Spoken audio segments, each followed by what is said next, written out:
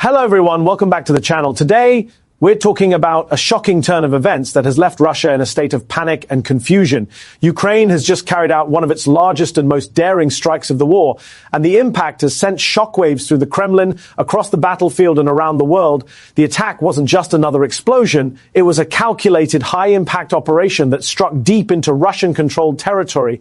Analysts are calling it a game-changer. A move that shattered the illusion of Russian dominance and exposed how vulnerable Moscow's forces truly are. When the strike hit, it caught everyone by surprise. Sirens echoed, explosions lit up the night sky, and within minutes, Russian media tried to control the narrative. But the scale of the damage was impossible to hide. Military supply depots, command centers, and ammunition stockpiles were hit with precise accuracy. Fireballs erupted across the horizon. Satellite footage later confirmed what many suspected. This was not a small drone attack or a random artillery hit. This was a massive coordinated strike. Ukraine had reached further and struck harder than Russia ever thought possible. Inside the Kremlin, panic quickly spread. Reports suggest that senior officials were in emergency meetings for hours. Putin was reportedly briefed immediately, his mood described as furious and alarmed. The attack didn't just damage infrastructure, it damaged confidence. It showed the world that Ukraine could reach targets deep inside Russian-controlled territory and even beyond.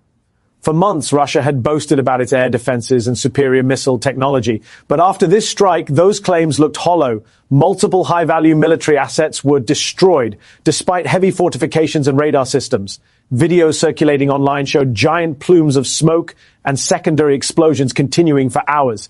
People living near the blast zones were evacuated as Urgency crews tried to contain the fires, but the chaos didn't stop there. The attack triggered a chain reaction. Communication systems went down, fuel lines caught fire, and several nearby military units were left in complete disarray. Russian state TV struggled to explain the event. Official spokespeople gave conflicting stories. Some blamed Western weapons, others accused NATO intelligence of direct involvement. But behind closed doors, it was clear that something much deeper had gone wrong. Ukraine's strategy in this strike was more than military. It was psychological. By hitting strategic assets, Ukraine forced Russia to face its greatest fear, losing control. The message was simple but devastating. Nowhere is safe anymore. As the smoke cleared, international reactions poured in. Western governments praised Ukraine's resilience and precision. Many analysts said this was a direct demonstration of how Western-supplied weapons were changing the game. Advanced long-range systems, high-tech drones, and real-time intelligence had given Ukraine a powerful edge. Russia, on the other hand, was scrambling. Within hours, there were reports of military convoys being redirected, air defense systems repositioned, and emergency command centers activated. The Kremlin was clearly on high alert, expecting more strikes. On social media, panic spread among Russian supporters. Pro-war bloggers who had once boasted of easy victory suddenly changed their tone. Many demanded answers. How could such a strike happen under the watch of one of the world's largest militaries? Others blamed internal corruption, accusing officials of pocketing funds meant for defense. Meanwhile, Ukraine remained deliberately silent. Officials posted subtle hints, memes, and patriotic slogans. They didn't need to say much. The explosion spoke for itself. Ukrainian citizens celebrated the operation online, calling it justice for the months of suffering and destruction inflicted by Russia. As more information came out, experts began piecing together what had really happened. Satellite data, radar tracking, and intercepted communications suggested that Ukraine used a combination of long-range drones, precision missiles, and electronic warfare to bypass Russian defenses. The level of planning was extraordinary. The timing of the attack coincided with Russia's troop movements and fuel shipments, ensuring maximum impact. Within hours, Russian logistics were thrown into chaos. Supply routes to the front lines were disrupted, and ammunition shortages became critical. For Putin, this was a nightmare scenario. He had built his image around control and strength, yet this strike showed weakness and vulnerability. Inside Moscow, high-ranking officials began blaming each other. Some even suggested that leaks from within the military might have helped Ukraine target key sites. Russian propaganda tried to spin the event as minor damage, but images told a different story. Entire storage facilities were flattened. Fireballs lit up the night sky for miles. Locals described the sound as like an earthquake mixed with thunder.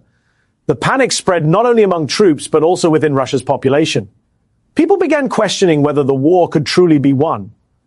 Economic sanctions were already biting hard, and now fear was spreading. Fear that the conflict might soon come home. In Ukraine, morale soared. Soldiers on the front line saw the attack as proof that their strategy was working. Every successful strike boosted confidence that victory was possible, even against overwhelming odds. Analysts pointed out that this wasn't just about destruction, it was about control. Ukraine was systematically dismantling Russia's ability to fight effectively. Each strike weakened logistics, morale, and command structures. The global community took notice. News outlets across Europe and America highlighted how the strike demonstrated Ukraine's growing capabilities.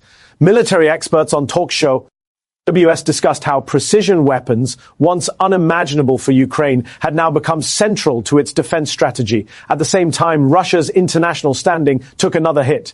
Allies like China and India, who had cautiously supported Moscow, began expressing concern about the war's direction. No one wants to back a losing side. In the following days, Russia launched waves of retaliatory missile strikes across Ukraine, hitting power grids, railways, and cities. But even with massive firepower, the damage to Russia's reputation couldn't be undone. The world had seen it. Russia was no longer untouchable. Economically, the consequences started showing fast. The ruble dropped again. Markets reacted nervously. Investors began to fear instability spreading inside Russia itself. Some insiders even whispered that the Kremlin might be losing its grip. Inside Ukraine, hope was stronger than ever. Civilians who had endured blackouts and bombings saw the strike as a moment of pride. Video flooded social media showing people cheering and waving flags. For a country that had suffered so much, it was a moment of symbolic revenge. As for the Russian military, morale plunged. Soldiers stationed near Crimea and Donetsk reported confusion and panic. Commanders struggled to maintain discipline as rumors spread that more strikes were coming. For many, it felt like the beginning of the end. Meanwhile, Western intelligence confirmed what the world was already seeing. Russia was being forced to pull back resources to protect its infrastructure. Every new defense line weakened the front. Every missile used for defense was one less used in the field. This was exactly what Ukraine wanted, to stretch Russia thin, exhaust its resources, and expose its weaknesses. It wasn't just a war of weapons anymore. It was a war of endurance, precision, and strategy. The panic inside Russia turned political. Opposition voices began speaking louder, criticizing the government's handling of the war. Videos leaked of angry families confronting officials about their sons sent to fight. The illusion of unity was cracking. Even loyal media figures couldn't ignore it anymore. They began questioning military leadership on air, a rare act in a country known for censorship. When propaganda starts to slip, you know the control is weakening. In the Kremlin, Putin reportedly demanded harsher punishments for anyone who leaked information or criticized the army.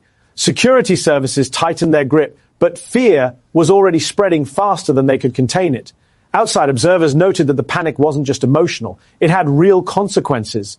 Commanders began overreacting, relocating units, wasting fuel, and diverting supplies. In trying to appear strong, Russia was weakening itself further. Ukraine's intelligence played it perfectly. Every move was designed to sow confusion, forcing Russia to defend everywhere at once.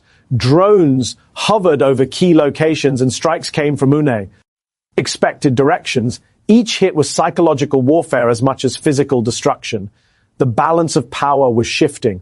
Russia, once the aggressor, now found itself on the defensive, reacting instead of controlling. Ukraine, the smaller force, was dictating the tempo of war.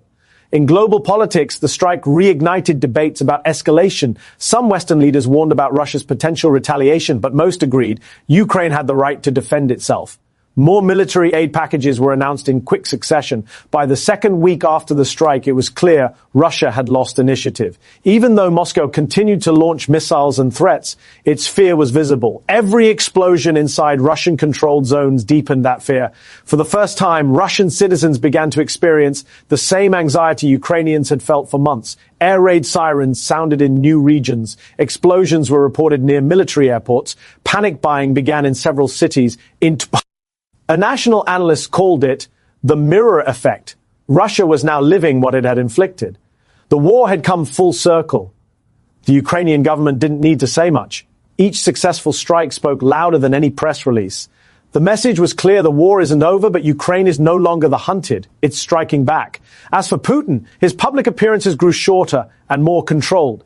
Analysts noticed his increasing isolation. Some reports suggested that even his closest advisors were afraid to give him bad news. Inside Russia's power circles, paranoia was rising. The panic was visible in small things too. Suddenly, patriotic concerts were cancelled.